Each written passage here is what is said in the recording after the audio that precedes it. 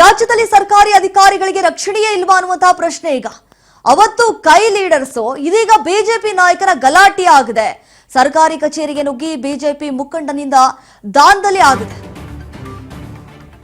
ಯಲಹಂಕ ಕ್ಷೇತ್ರದ ಬಿಜೆಪಿ ನಾಯಕ ಸತೀಶ್ ಕಡತನಮಲೆ ಈತನ ವಿರುದ್ಧವಾಗಿ ಈ ರೀತಿಯಾದಂತಹ ಆರೋಪ ಕೇಳಿ ಬರ್ತಾ ಇದೆ. ಸರ್ಕಾರಿ ಕಚೇರಿಗೆ ನುಗ್ಗಿ ಸಿಬ್ಬಂದಿ ಮೇಲೆ ಅಟ್ಟಹಾಸವನ್ನ ಮೆರೆದಿದ್ದಾರೆ.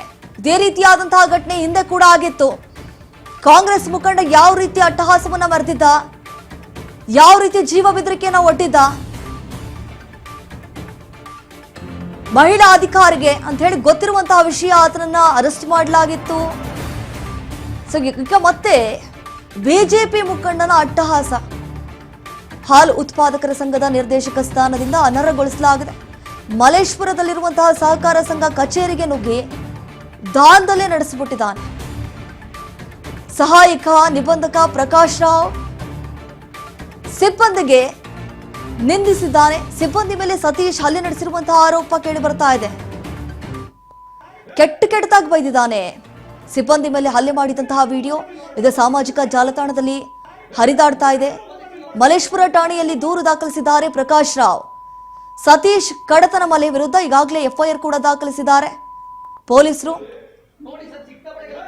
ನೋಡಿ, ಜನಾರ್ದನ್ ರೆಡ್ಡಿ ಅವ್ರ ಜೊತೆ ಗುರುತಿಸಿಕೊಂಡಿದ್ದಾರೆ. ಬಿಜೆಪಿ ಮುಖಂಡ ಅಂದು ಮಾತ್ರಕ್ಕೆ ಹೇಗ್ ಬೇಕಾದ್ರೂ ಹಾಗೆ ವರ್ತನೆ ಮಾಡಬಹುದಾ, ಹೇಗ್ ಬೇಕಾದ್ರೂ ಹಾಗೆ ನಿಂದಿಸಬಹುದಾ? ನೋಡಿ ಯಾವ ರೀತಿ ಈ ಕಚೇರಿಗೆ ನುಗ್ಬಿಟ್ಟು ದಾಂಧಲೆ ನಡೆಸಿದ್ದಾನೆ, ಗಲಾಟೆ ಮಾಡೋದಕ್ಕೆ ಮುಂದಾಗಿದ್ದಾನೆ. ಹಾಗಾದ್ರೆ ರಾಜ್ಯದಲ್ಲಿರುವಂತಹ ಸರ್ಕಾರಿ ಅಧಿಕಾರಿಗಳಿಗೆ ಒಂದು ಚೂರು ರಕ್ಷಣೆ ಅನ್ನೋದೇ ಇಲ್ವಾ? ಇದ್ರ ಬಗ್ಗೆ ಸರ್ಕಾರ ಏನು ಮಾಡ್ತಾ ಇದೆ? ಅವತ್ತು ಕೈ ಲೀಡರ್ಸ್ ಇದೇ ರೀತಿಯಾಗಿ ಮಾಡಿದ್ರು, ಅವರನ್ನು ಅರೆಸ್ಟ್ ಮಾಡಿದ್ರು. ಇವರನ್ನು ಕೂಡ ಅರೆಸ್ಟ್ ಮಾಡಬೇಕಾಗತ್ತೆ ಒಂದು ಪ್ರಕರಣದಲ್ಲಿ. ಸರ್ಕಾರಿ ಕಚೇರಿಗೆ ನುಗ್ಗಿ ಬಿಜೆಪಿ ಮುಖಂಡನಿಂದ ದಾಂಧಲೆ ಆಗಿರುವಂತದ್ದು ಯಲಹಂಕ ಕ್ಷೇತ್ರದ ಬಿಜೆಪಿ ನಾಯಕ ಸತೀಶ್ ಕಡತನಮಲೆ. ಅದು ಸರ್ಕಾರಿ ಕಚೇರಿಗೆ ನುಗ್ಬಿಟ್ಟು ಹೇಳಿ ಕೇಳಿ ನಾನು ಒಂದು ಒಳ್ಳೆ ಸ್ಥಾನದಲ್ಲಿದ್ದೀನಿ, ನಾನು ಬಿಜೆಪಿ ಮುಖಂಡ ಅನ್ನುವಂತ ಈ ದುರಂಕಾರ ಇದೆಯಲ್ಲ, ಯಾವ ರೀತಿ ಅಟ್ಟಹಾಸವನ್ನ ಮೆರೀತಿದ್ದಾರೆ ನೋಡಿ. ನೋಡಿ ಸರ್, ಸಿಕ್ಕಾಪಟ್ಟೆ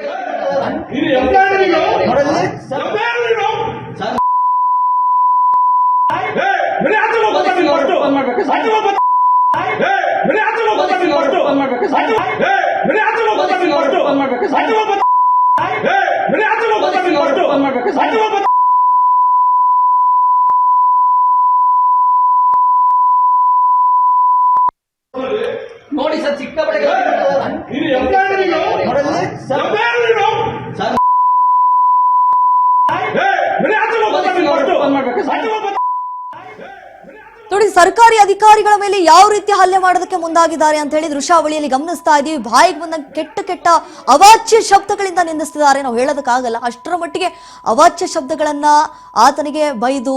ಯಾಕಂತಂದ್ರೆ ಆತನಿಗೆ ಅಕ್ಕ ತಂಗಿ ಇಲ್ಲ ಅನ್ಸುತ್ತೆ, ಮೇ ಬಿ ಬಿಜೆಪಿ ಮುಖಂಡ ಅಂತೆ, ಒಂದು ಚೂರು ಮಾನ ಮರ್ಯಾದೆ ಅನ್ನೋದಿಲ್ಲ ಅನ್ಸುತ್ತೆ ಆತನಿಗೆ.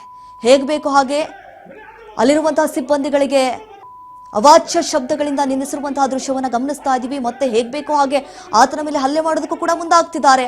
ಅಂದ್ರೆ ಈತನಿಗೆ ಇಷ್ಟರ ಮಟ್ಟಿಗೆ ರೈಟ್ಸ್ ಕೊಟ್ಟಿದ್ ಯಾರು ಅನ್ನುವಂತಹ ಪ್ರಶ್ನೆ ಈಗ. ಹಲ್ಲೆ ಪ್ರಕರಣದಲ್ಲಿ ರಾತ್ರಿ ವಶಕ್ಕೆ ಪಡೆದು ಬಿಡುಗಡೆ ಮಾಡಿದ್ದಾರೆ. ನಿನ್ನೆಯೇ ಮಲೇಶ್ವರ ಪೊಲೀಸರಿಂದ ಸತೀಶ್ನನ್ನ ವಶಕ್ಕೆ ಪಡೆದುಕೊಳ್ಳಲಾಗಿತ್ತು. ಬಂಧನ ಪ್ರಕ್ರಿಯೆ ಮುಗಿಸಿ ನಿನ್ನೆ ರಾತ್ರಿಯೇ ಸತೀಶ್ ವಿಚಾರಣೆಯಾಗಿದೆ. ಸ್ಟೇಷನ್ ಬೇಲ್ ಮೇಲೆ ಸತೀಶ್ ಕಡತನಮಲೆ ಬಿಡುಗಡೆಗೊಂಡಿದ್ದಾರೆ. ಘಟನೆ ಬಗ್ಗೆ ವಿವರವಾದ ಹೇಳಿಕೆಯನ್ನ ಪಡ್ಕೊಂಡಿದ್ದಾರೆ ಪೊಲೀಸರು. ಏನೆಲ್ಲ ಆಯಿತು? ಹಾಲು ಉತ್ಪಾದಕರ ಸಂಘದ ನಿರ್ದೇಶಕ ಸ್ಥಾನದಿಂದ ಅವರನ್ನ ಅನರ್ಹಗೊಳಿಸಲಾಗಿತ್ತು. ಹೀಗಾಗಿ ಗಲಾಟೆ ಮಾಡಿದೆ ಅಂತ ಹೇಳಿ ಎಳೆಯಾಗಿ ಪೊಲೀಸರ ಮುಂದೆ ಹೇಳಿಕೆಯನ್ನ ಕೊಟ್ಟಿದ್ದಾನೆ. ಅಂತ ಅವಶ್ಯಕತೆ ಬಿದ್ದರೆ ಮತ್ತೆ ನೋಟಿಸ್ ಕೊಟ್ಟು ಮತ್ತೆ ವಿಚಾರಣೆಗೆ ಒಳಪಡಿಸಲಿರುವಂತಹ ಸಾಧ್ಯತೆ ಹೆಚ್ಚಾಗಿದೆ. ಯಾಕಂತಂದ್ರೆ ಇಂಥವ್ರನ್ನ ಸುಮ್ಮನೆ ಬಿಡಬಾರ್ದು. ಯಾಕಂತಂದ್ರೆ ಈಗ ಒಬ್ರು ಮಾಡ್ತಾ ಇದಾರಂತಂದ್ರೆ ಇವ್ರನ್ನ ನೋಡಿ ಇನ್ನೊಬ್ರು ಮಾಡ್ತಾರೆ.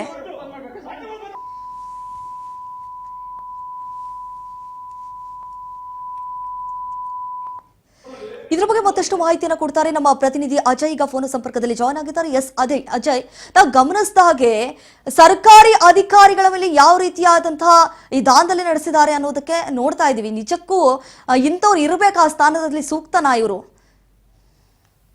ಖಂಡಿತ ಅಂದ್ರೆ ಸರ್ಕಾರಿ ಅಧಿಕಾರಿಗಳಿಗೆ ಸರ್ಕಾರಿ ಕಚೇರಿಯಲ್ಲಿ ಸೇಫ್ಟಿ ಇಲ್ವಾ ಅನ್ನೋದು ಪ್ರಮುಖ ಪ್ರಶ್ನೆ ಆಗುತ್ತೆ. ಯಾಕಂದ್ರೆ ಯಲಹಂಕ ಕ್ಷೇತ್ರದ ಬಿಜೆಪಿ ನಾಯಕ ಆಗಿರುವಂತಹ ಸತೀಶ್ ಈ ಸತೀಶ್ ಏನಿದ್ರೆ ಅವರು ನೇರವಾಗಿ ಮಲ್ಲೇಶ್ವರಂ ಇರುವಂತಹ ಸರ್ಕಾರಿ ಕಚೇರಿಗೆಯನ್ನ ಭೇಟಿ ಮಾಡಿದಂತ ಸಂದರ್ಭದಲ್ಲಿ ಅಲ್ಲಿರುವಂತಹ ಸಹಾಯಕ ನಿಬಂಧಕ ಅಧಿಕಾರಿ ಆಗಿರುವಂತಹ ಪ್ರಕಾಶ್ ರಾವ್ ಸೇರಿದಂತೆ ಕಚೇರಿಯಲ್ಲಿ ಇರುವಂತಹ ಕೆಲವೊಂದಷ್ಟು ಸಿಬ್ಬಂದಿಗಳು ಏನಿರ್ತಾರೆ ಅವರು ಕೆಲಸ ಮಾಡುವಂತ ಸಂದರ್ಭದಲ್ಲೇ ನೇರವಾಗಿ ಕಚೇರಿಗೆ ನುಗ್ಗಿ ಅಲ್ಲಿ ದಾಂಧಲೆಯನ್ನ ಮಾಡಿರುವಂತದ್ದು. ಅಂದ್ರೆ ಈ ಹಿಂದೆ ಇವರು ಮಲ್ಲೇಶ್ವರಂನಲ್ಲಿ ಸಹಕಾರ ಸಂಘದ ಕಚೇರಿಗೆ ಹೋದಂತ ಸಂದರ್ಭದಲ್ಲೂ ಕೂಡ ಕೆಲವೊಂದಷ್ಟು ಮಾತುಕತೆ ಆಗಿತ್ತು, ಜಗಳ ಕೂಡ ಆಗಿತ್ತು. ಇದರ ಬೆನ್ನಲ್ಲೇ ಯಾವಾಗ ಇವರನ್ನ ನೇರವಾಗಿ ಏನು ರಾಜ್ಯ ಸರ್ಕಾರದಿಂದ ಒಂದು ಅಧಿಕಾರಿಗಳಲ್ಲಿ ರಕ್ಷಣೆನೇ ಇಲ್ವಾ ಅನ್ನುವಂತ ವಿಚಾರ ಇದೀಗ ಬೆಳಕಿಗೆ ಬರ್ತಾ ಇದೆ. ಅಂದ್ರೆ ಈ ಕೆಲವೊಂದಷ್ಟು ಅಧಿಕಾರಿಗಳನ್ನ ಈ ರೀತಿಯಾಗಿ ತೀರಾ ಕೆಟ್ಟ ಪದಗಳಿಂದನೂ ನಿಂದಿಸಿ ಹಲ್ಲೆಯನ್ನ ಮಾಡಿರುವಂತ ವಿಡಿಯೋ ಕೂಡ ವೈರಲ್ ಆಗ್ತಾ ಇದೆ.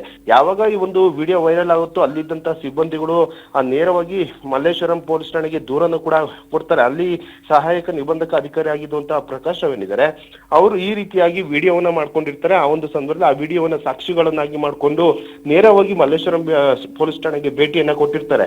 ಅಲ್ಲಿ ಹೋದಂತ ಸಂದರ್ಭದಲ್ಲಿ ಪೊಲೀಸರು ಇಮಿಡಿಯೇಟ್ ಆಗಿ ಸಾಕ್ಷಿಗಳನ್ನ ಕಲೆ ಹಾಕ್ತಾರೆ. ನಂತರ ಹಲ್ಲೆ ಮಾಡಿದಂತ ಮೆಡಿಕಲ್ ರಿಪೋರ್ಟ್ ಅನ್ನು ಕೂಡ ತೆಗೆದುಕೊಳ್ತಾರೆ.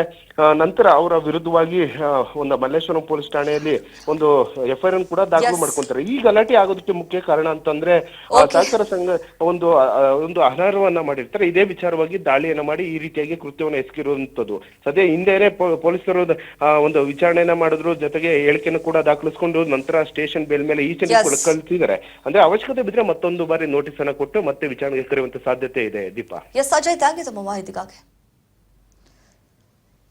ನೋಡಿ, ಸರ್ಕಾರಿ ಅಧಿಕಾರಿಗಳ ಮೇಲೆ ಯಾವ ರೀತಿಯಾಗಿ ಹಲ್ಲೆ ಮಾಡ್ತಿದ್ದಾರೆ ಅನ್ನೋದು ನಿಜಕ್ಕೂ ಅಸಹ್ಯ ಅನಿಸ್ತಾ ಇದೆ.